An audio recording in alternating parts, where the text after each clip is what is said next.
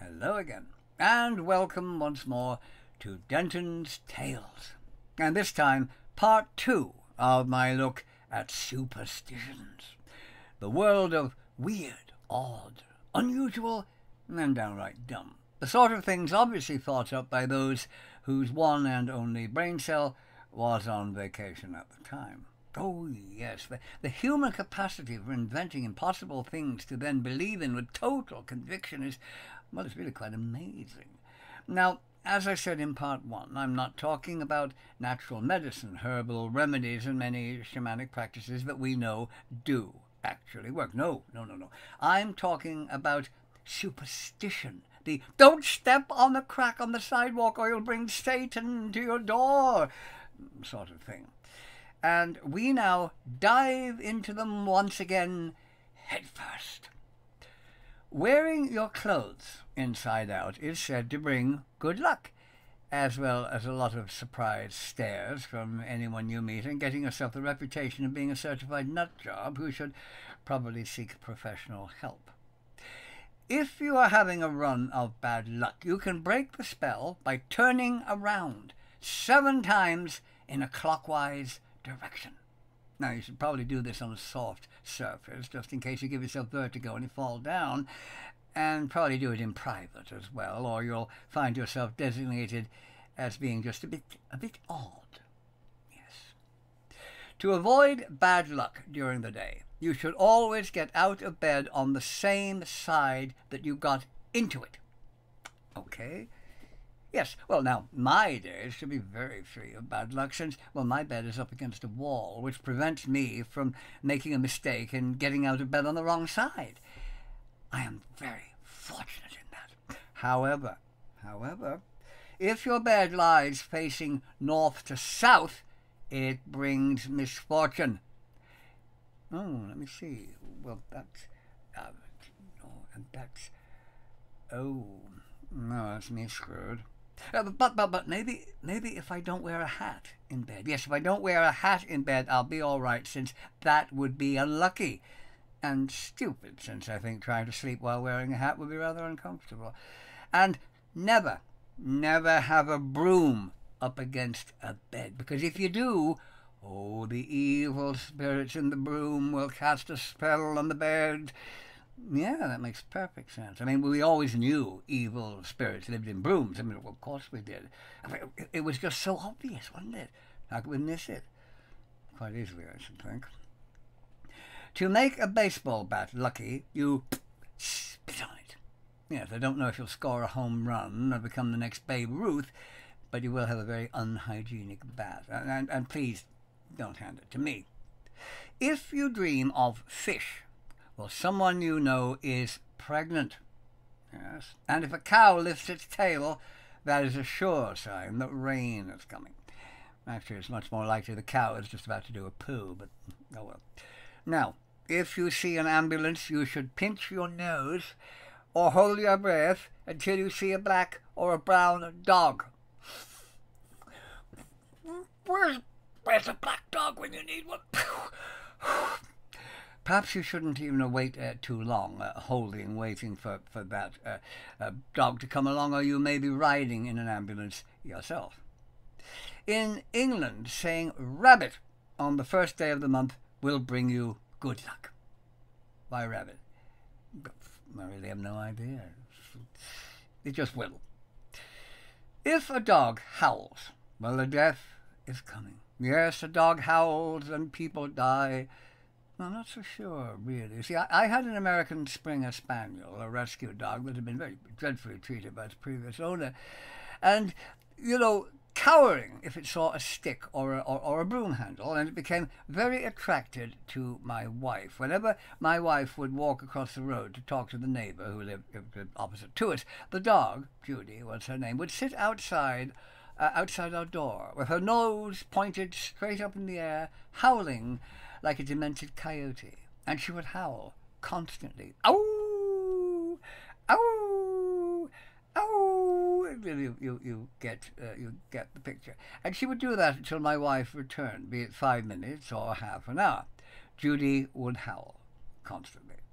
You know, if a howl brought about a death, well, that dog would have wiped out the entire population of the Dublin suburb I live in. There would have been nobody left alive. There would have been bodies all over the place. Dublin 11 would have resembled a scene from The Walking Dead. The neighbourhood, however, I have to tell you, did survive, despite Judy's efforts to eliminate all life in Dublin 11, for which, of course, we give thanks. Now, on the subject of dogs, in some parts of India, they believe that being bitten by a dog in heat would result in becoming pregnant with a puppy. Yes, barking like a dog, with eventual death, of course, following the birth of said puppy. Yes. Well, somewhat unwelcome news for a woman, especially the bit about eventual death. It's far worse for a man, since, you see, he will have to give birth to the baby through his male organ, if you see what I mean, which would be a bit not only uncomfortable, to say the least, but also, well, anatomically impossible. Yes, that would be, shall we say, stretching things a bit, if you see what I mean. Anyway, we will move on. Don't dwell on that thought too much.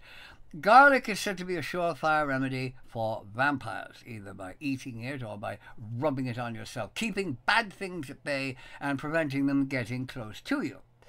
Now, I don't know how true that is, but it is certainly very efficacious at warding off friends and family members.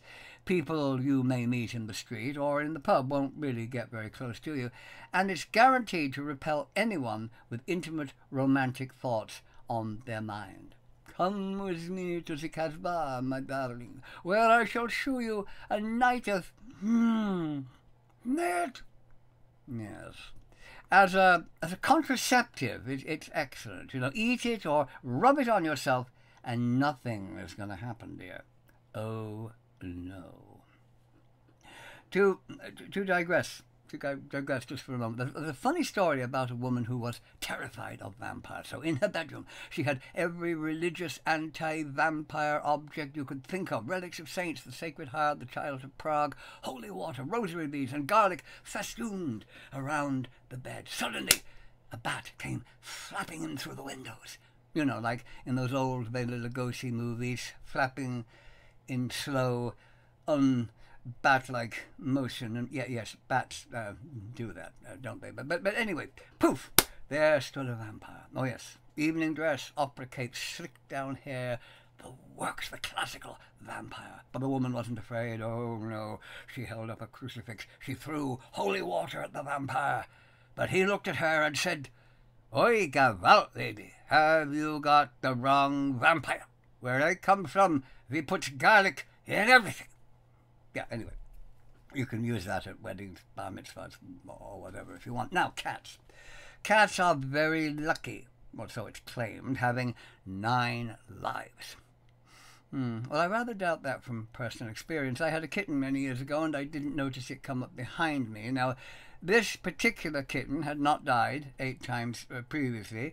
It hadn't even done it once. But when I stepped back and stood on it, well, it just didn't seem to have a stock of spare lives, I'm very sorry to say. It just sort of lay there. It was very definitely the opposite of alive even once. So just forget the other 8. So I'm somewhat skeptical as to that superstition. So was the late kitten. Now, if you want to be smart, I mean really smart, get up there alongside Albert Einstein or Stephen Hawking, eat fish. I can't honestly say I ever felt even a tiny bit smarter when I ate fish, and I've known people who ate a lot of fish who would have added 2 and 2 and come up with 5. But, well, so the superstition goes. A beginner always has good luck. Beginner's luck. Yes, you know, quite where that one comes from is hard to understand, since simple logic dictates that failure is far more likely to happen to the inexperienced person, the one doing something for the first time. If you draw a circle on the ground and you stand in it, evil spirits can't harm you. Oh, yes, excellent. So you just get into your circle, you make rude gestures at those evil spirits. I'm in a circle, so can't get me, na na na na na na na na. Of course, they may just sit there and wait until you have to pee and, you can't hold it in any longer. Or if you thwart them by just peeing where you're standing, well, they wait a bit longer till you fall asleep and roll out of the circle, or starvation forces you out in search of food, and then, oh, well, then, dear, you're screwed. What was that you said, human person, about being in a circle? Well, you're not in your little circle now, are you? Oh dear, what a pity. I hope you like the maniacal demon laugh. In Spain, on New Year's Eve, they have a superstition that eating 12 grapes at midnight will bring 12 months of good luck. Why grapes? I don't know, maybe because they have a lot of them for the wine industry. An acorn kept on a windowsill is said to prevent lightning from entering your home, though frankly I would put more faith in a lightning conductor rod down into the ground, but well. But acorns had another use in ancient Celtic Britain, where women would carry them in order to remain young-looking. Oh, the versatile acorn. Yes, maybe that's where I went wrong. If I'd always had a pocket full of acorns, well, I might not look like this now. No, too late now, I'm afraid. In Russia, there's a superstition that bird droppings are very lucky. Oh, yes, and if a bird poos on you or your property, it means that riches will come your way. And the more birds who decide to, decorate you with their lucky offerings, the richer you will become. Sounds like a load of crap to me. Now, where I worked, flocks of starlings used to come every year, thousands and thousands of them, and they'd roost in a small wood beside the car park, and despite every effort to get rid of them, they'd stay for a week or two before moving on. When they flew, the sky was literally filled with birds, and they would fly to and fro over the car park, gracefully weaving and turning and crapping.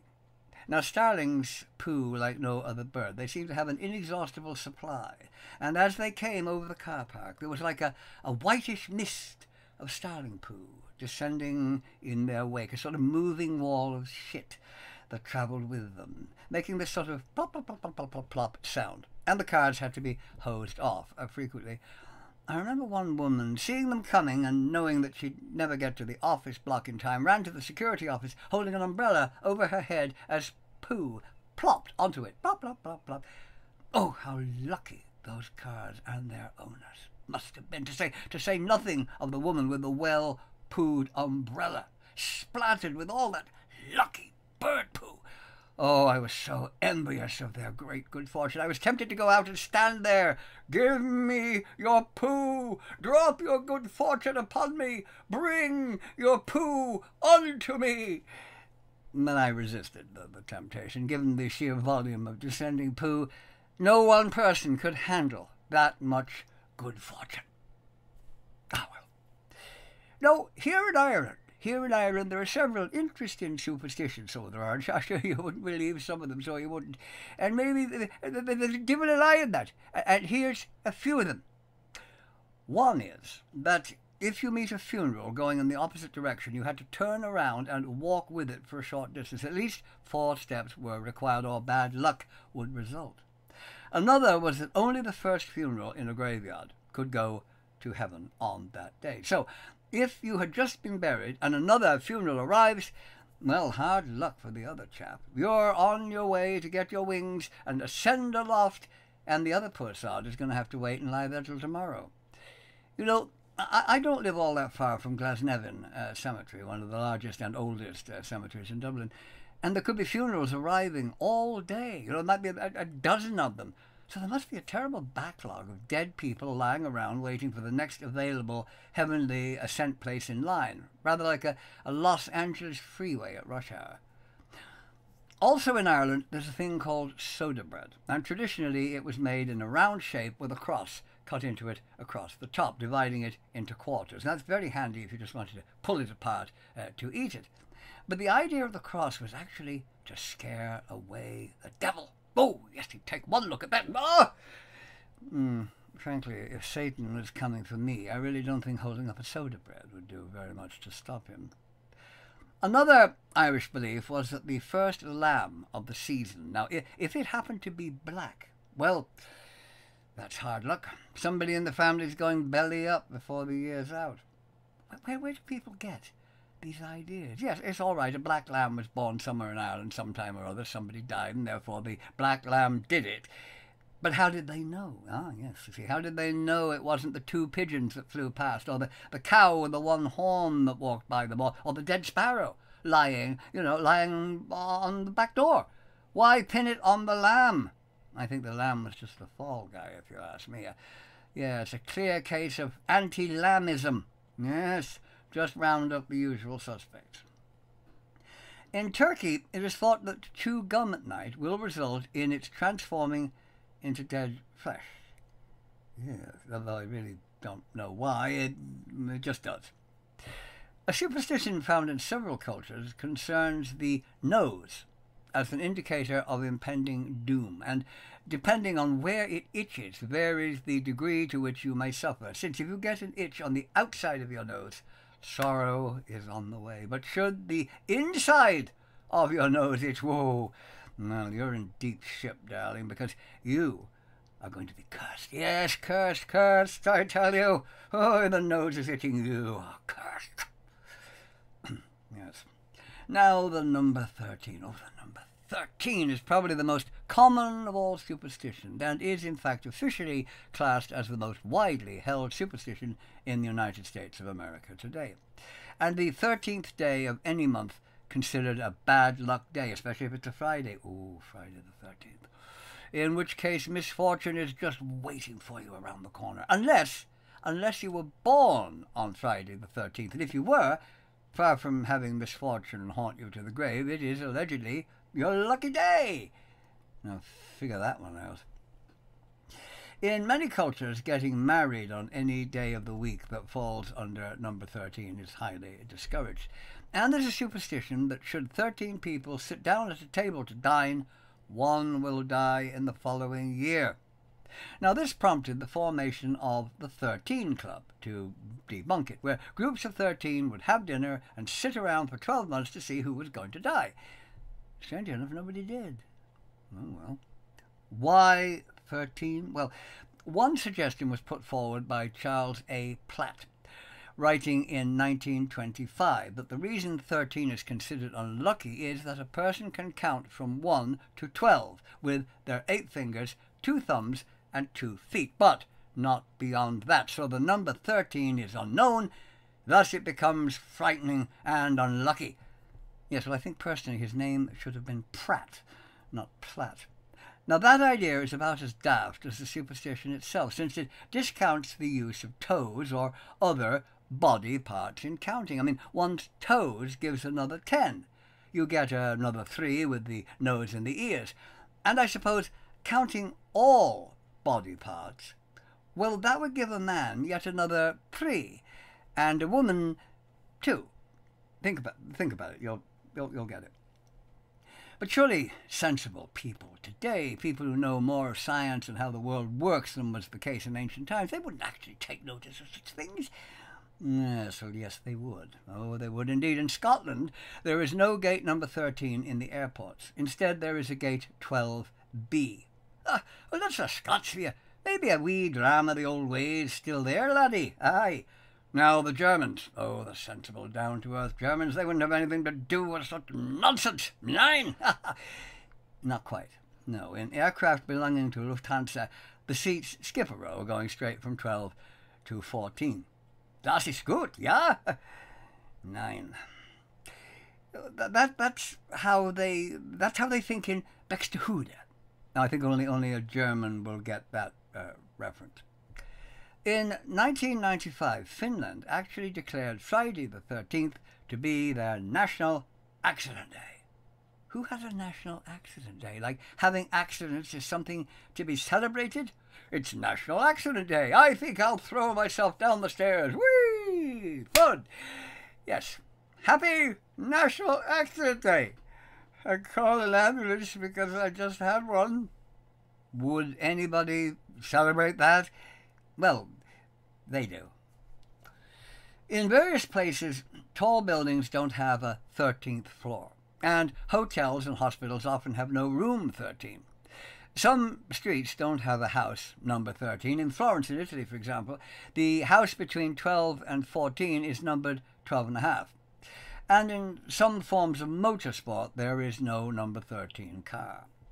The Italian National Lottery doesn't have a number 13, and it is said that anyone with 13 letters in their name will have the devil's luck. And to prove that point, Theodore Bundy, Albert DeSalvo, Jeffrey Dahmer, Charles Manson, and Jack the Ripper all have 13 letters in their names. Proof positive.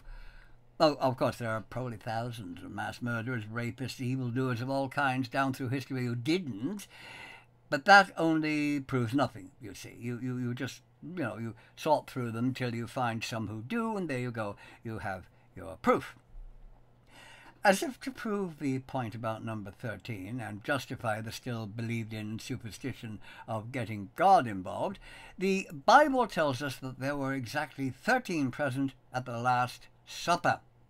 One of the dinner guests, disciples, betrayed Jesus Christ, setting the stage for the crucifixion, the resurrection, Christianity, and all that. However, since that meal was nothing more than the traditional Jewish Passover meal at which all family members would be present, there would have been far, far more than 13 at the table. Wives and children, even parents, if they were around, would have been there. They aren't mentioned, you say. Yeah, well, they're not mentioned in the Bible. It says 13. Well, no, you see, they wouldn't be. It was the custom of the time to mention men, but not women. Well, I mean, women weren't important. I mean, they were mere chattels, after all, Men were important. Oh, yes. So if 10 men and 20 women attended something or other, it would have been written down as 10 men attended. The important people were there. I mean, the women, well, they didn't matter. Why even bother mentioning them? They were so unimportant. It's as simple as that. Well, any rabbi will tell you what the Last Supper actually was. Everybody in Jerusalem, indeed everybody in Palestine and Judea, not just Jesus and his disciples, were doing exactly the same thing on that night. The only special thing about it was that they were doing it for the last time. They would not all be together for the next Passover. That is what made it special. To end, I'll mention something from Old Norse times, though it probably is a later addition to the original story in the form that we have it. This is that there were 12 gods assembled having fun with Balder, the beautiful god, when Loki arrived, making 13. And subsequently, due to his trickery, Balder was killed, making 13 an unlucky number. To my mind, however, that sounds like a later Christian idea that was added to the original Norse story, since many Norse pagan ideas and stories were adapted to make them more in line with Christian doctrine when they were written down in the 13th century, as we see extensively in Snorri Sturluson's Prose Edda. So with that, we come to the end of this little look at superstitions. I use the word little advisedly, since there are hundreds, if not thousands, more of them around the world, some so gloriously inane in their wonderful level of stupidity that they beg a belief, which of course did absolutely nothing to stop people fervently believing in them. So we must take them all with a pinch of salt. Oh, well, that's itself a superstition, isn't it? Yes. I hope you have enjoyed this video, and if you have, you might like to, well, subscribe to my channel if you haven't already done so, or just tell all your friends how wonderful I am. Modesty prevents me from saying it myself, however true it obviously is. Well, with that in mind, I shall say goodbye for now, and I'm keeping my fingers crossed in the hope that you did indeed enjoy this video. Oh, yeah, shit, yeah. That's another one, isn't it? Yes. Anyway, before I go, the reference to Buxtehude. In German folklore, Buxtehude was the village of fools. So to say, he's from Buxtehude, meant he was an idiot, basically. Yes. So, goodbye for now. Hopefully see you in the next video.